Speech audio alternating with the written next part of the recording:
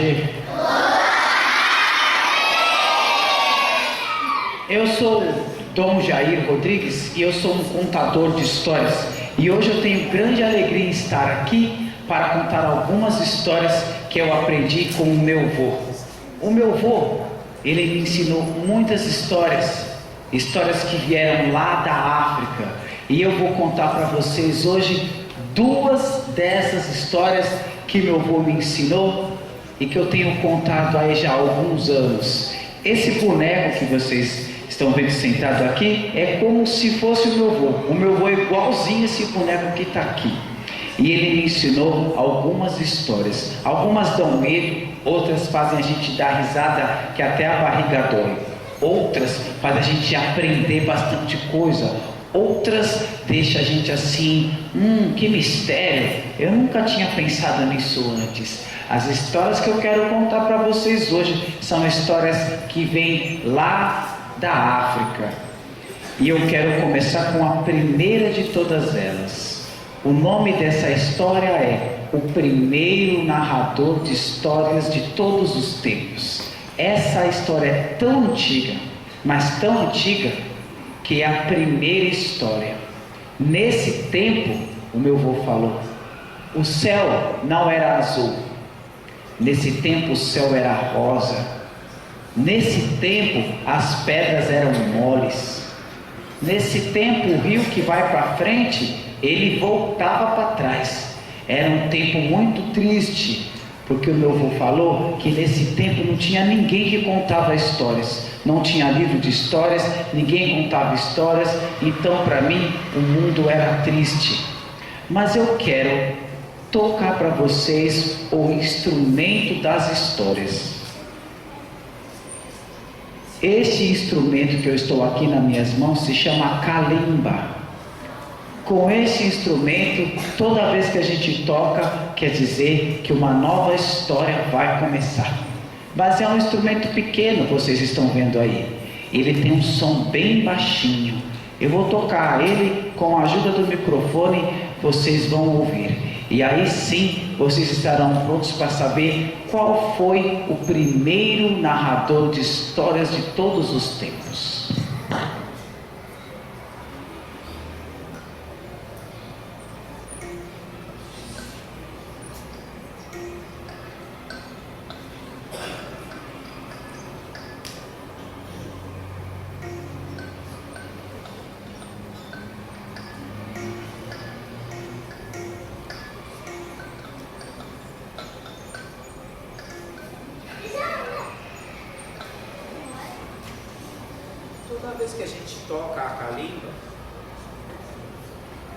Toda vez que a gente toca a kalimba, o microfone fala, pô, mas vocês vão conseguir me ouvir? Assim mesmo. Toda vez que a gente toca a kalimba, significa que é hora de uma nova história. E hoje, quero contar, como já disse, o primeiro narrador. Nesse tempo, um homem levantou a mão dele e ele disse assim, eu quero ser o primeiro narrador de histórias de todos os tempos. Mas como eu disse, nesse tempo não tinha histórias, não tinha ninguém que contava e nem tinha livro. Então, onde é que ele ia aprender histórias? Primeiro, eu quero apresentar para vocês ele, o primeiro narrador de histórias, o Marabu. Veja.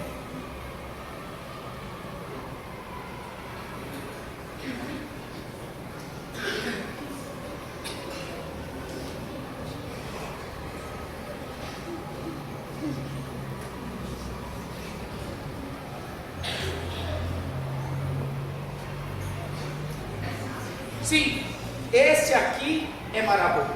O meu avô me falou que ele era desse jeitinho. E ele falou assim, faz um boneco do Marabu do jeito que ele era. E eu fiz. O Marabu queria ser o primeiro narrador de histórias de todos os tempos.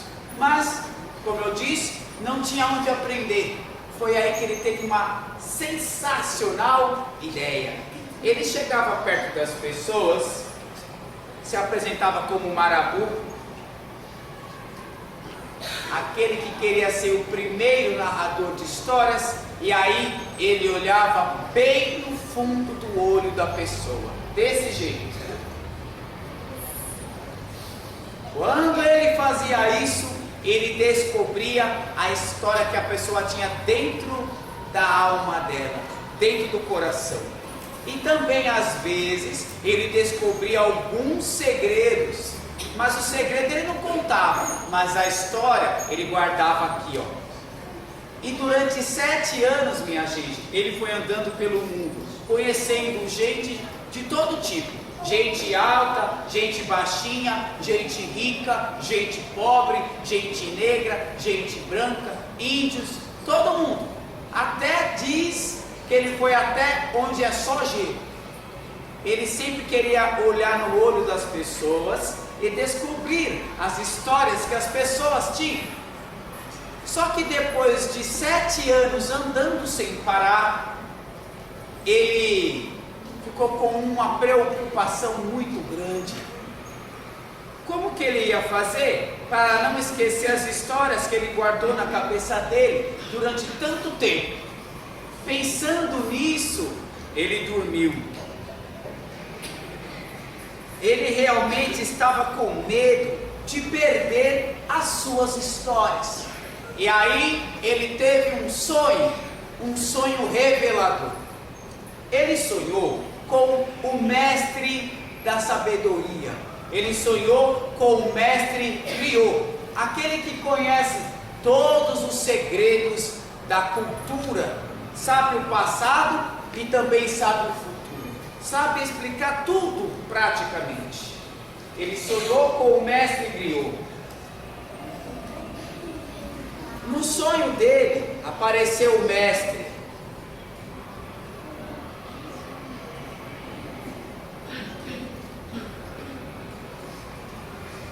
E o mestre disse para ele o segredo para ser o primeiro narrador de histórias. Mas foi um segredo numa língua tão antiga que nem eu sei mais, nem o meu avô sabia. Mas eu sabia o que ele disse e ele contou. Depois o Griot voltou para o mundo dele, o mundo da imaginação.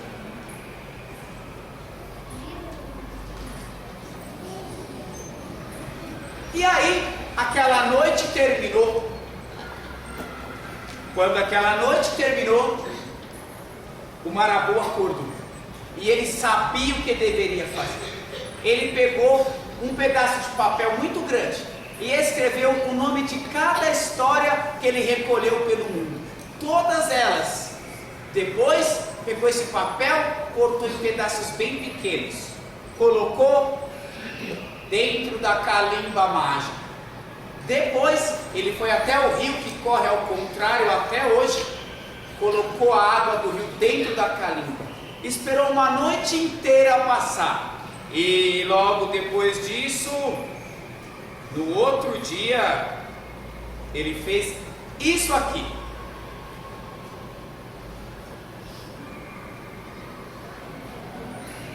Ele bebeu a água das histórias. E agora, minha gente, as histórias que ele sabia só aqui, ó, na cabeça dele, agora são histórias que ele sabe aqui, no coração dele. Por isso são histórias de cor, de coração. E aí ele começou a segunda viagem da vida dele. Ele chegava nos lugares e dizia assim: olá! Eu sou o Marabu, o primeiro narrador de histórias de todos os tempos, e quero contar histórias para vocês. E aí ele contava as histórias que ele aprendeu com as próprias pessoas. Daí o Marabu fez essa viagem até o último dia da vida dele. Mas depois os filhos dele continuaram contando histórias. E os netos deles, e os bisnetos, os trinetos, os tataranetos, e daí não parou. Tanto a gente foi assim, que o meu avô também virou um contador de histórias. E o nome do meu avô também é Marabu, em homenagem ao grande Marabu. E depois do meu avô, ele me passou o segredo das histórias. E aí a pergunta do Marabu, tanto do meu avô quanto o primeiro Marabu é: e depois de mim, quem vai continuar contando as histórias? E eu também lanço essa pergunta para você. Depois de mim, quem vai continuar contando histórias? Hoje vocês aprenderam aqui comigo como é que as histórias começaram. E agora você já sabe. Se você gostou dessa história, levanta uma mão, levanta a outra e bate palma.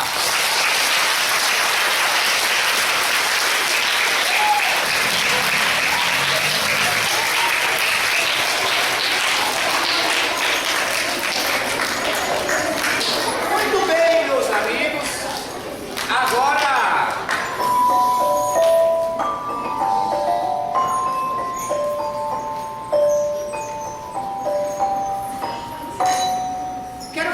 vocês a segunda história que eu vim contar. Mas essa história começa com uma pergunta. Cadê a Pro Arlete? Tá ali, não é? Arlete? É, a Pro Arlete é minha amiga. E eu tenho uma pergunta para ela hoje. Professora Arlete, você, na verdade são duas. Primeira pergunta, Pro Arlete. Por um acaso você sabe o que é carne de língua? Não. Carne de língua.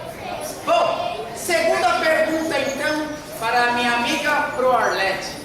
Arlete, por um acaso você teria coragem de tomar uma sopa com um pedaço de carne de língua de porco, urubu, galinha, minhoca, se minhoca tiver língua, leão, hipopótamo, elefante e porco selvagem? Eu não. Pois é, essa história começa assim: o mistério da carne de língua. Acompanhem ela. Vocês vão aprender, afinal de contas, o que é a carne de língua.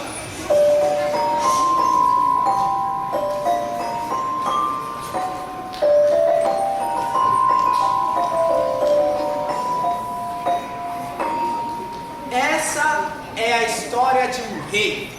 Esse rei, ele era conhecido pelo seu coração muito bom. As pessoas amavam o rei. O nome desse rei era Rei Carité. Ele era bondoso, divertido, agradável e principalmente gostava de ajudar todo mundo. O Rei Carité. Porém, minha gente, esse rei, por mais bondoso que fosse, alegre, divertido, ele tinha um problema. Sim, porque pelo que o meu avô me ensinou, todo rei tem que ter uma rainha, mas ele não tinha. Ele ficava um pouco triste por causa disso, mas o tempo é uma roda, minha gente. Ele gira, sem breque nem freio, sem breque nem freio. Quando você vê, passou. E o tempo passou, ele ficou velhinho. Mas aí ele conheceu uma rainha da mesma idade dele e eles se casaram. Meu avô foi convidado para essa festa aí. Ele falou que foram 3 dias de festa, dança, comida e diversão. Mas é aí que começa o mistério. Até agora estava tudo bom. Quando a rainha foi no quarto do rei, quando ela entrou na casa dele, misteriosamente ela ficou muito doente mesmo.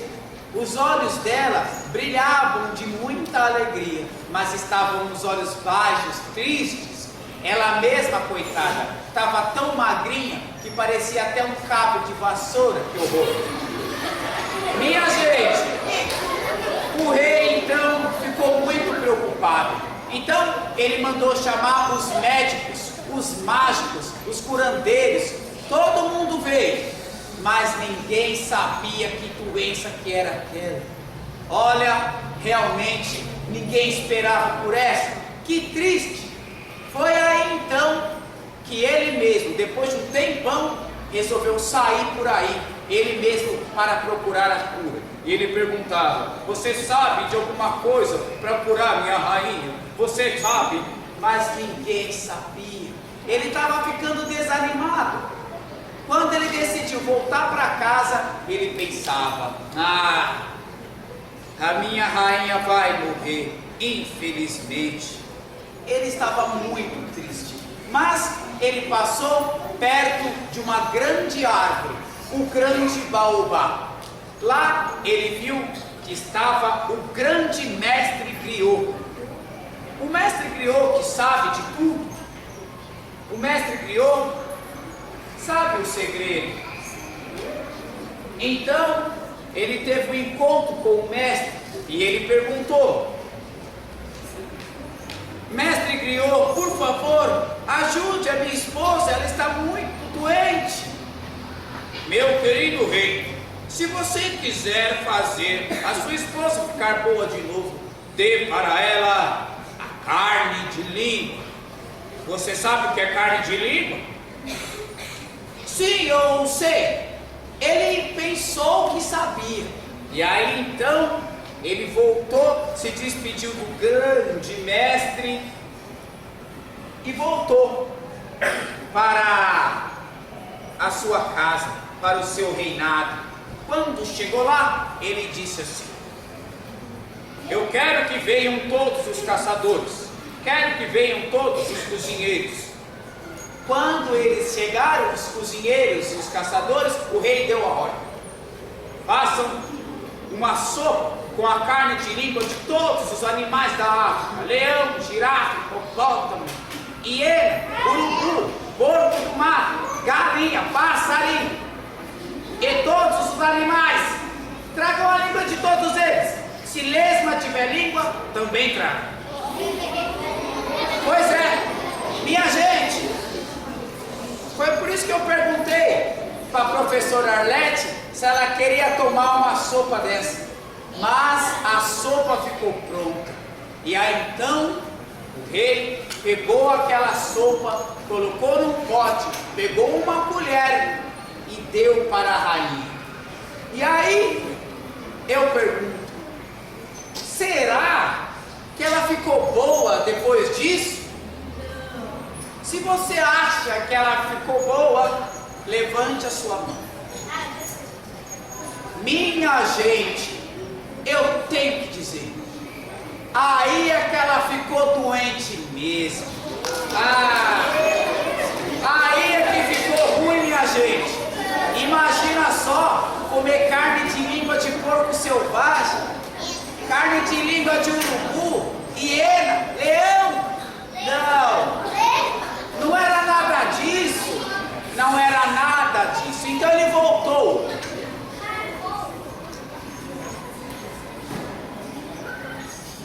E aí ele perguntou de novo: por favor, mestre, eu dei a carne de língua e nada aconteceu. Então o mestre revelou para ele o segredo finalmente. Querido rei, você deu para sua esposa carne de língua? Mas carne de língua não é o que você fez. Não é cortar a língua dos animais, coitados. Carne de língua é... E contou para ele o segredo da carne de língua. Então o rei falou: entendi, mestre, entendi. Então o mestre griot voltou para o seu lugar. E o rei correu o mais rápido possível para dar a carne de língua para a sua esposa. Mas ele então mandou chamar todo mundo do reinado dele. Igual a gente está aqui, um montão de gente. Mandou fazer uma fogueira bem boa. Chamou a rainha dele de lá. E aí ele deu a carne de língua. E afinal de contas, o que é a carne de língua? Segundo disse meu avô e o mestre griot, carne de língua é contar histórias. Se você quiser fazer alguém ficar feliz, Se você quiser fazer alguém ficar animado, ou se você quiser fazer uma pessoa ficar com medo, dando risada sem parar, dê para ela a carne de língua. E a carne de língua sabe o que é? As histórias. As histórias são a verdadeira carne de língua. Se você gostou de saber o mistério da carne de língua, bate palma.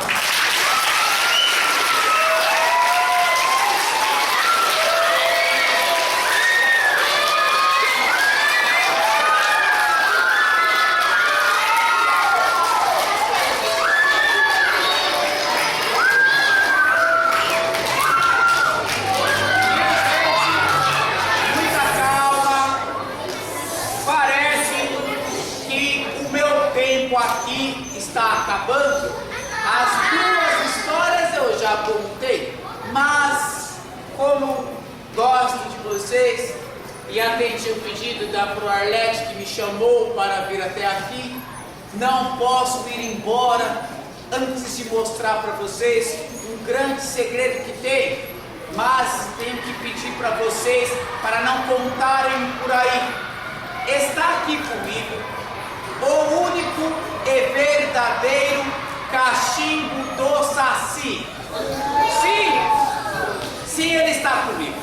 O meu avô pegou dele numa batalha que ele teve com o Saci.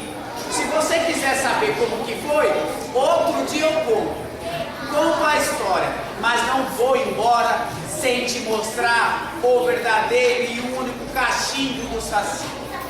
Veja, eu não posso deixar vocês pegarem nele, porque uma vez eu deixei e um garotinho de escola foi levado.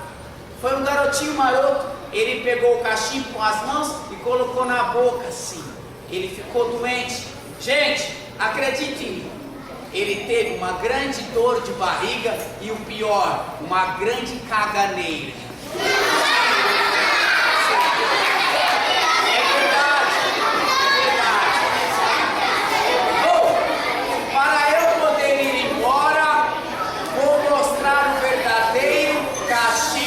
Saci. Mas não contem por aí, porque se o Saci souber que está comigo, o que seria de mim se o Saci viesse atrás de mim? Ia ser um verdadeiro horror. Veja, contem até 13 e eu mostrarei.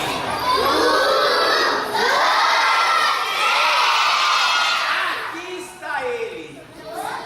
Inclusive, você não vai conseguir ver daí, mas tá aqui, ó, as marcas do dente dele, neste cachimbo.